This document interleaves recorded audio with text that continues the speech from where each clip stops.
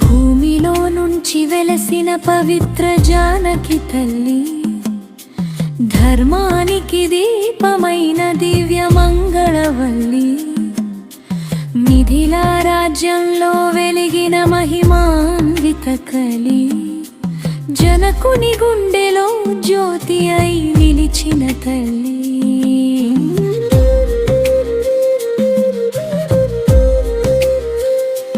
జనక మహారాజు యజ్ఞంలో కనుగొన్న వరం, భూమాత కడలి నుంచి పుట్టిన పవిత్ర రూపం. సహనానికి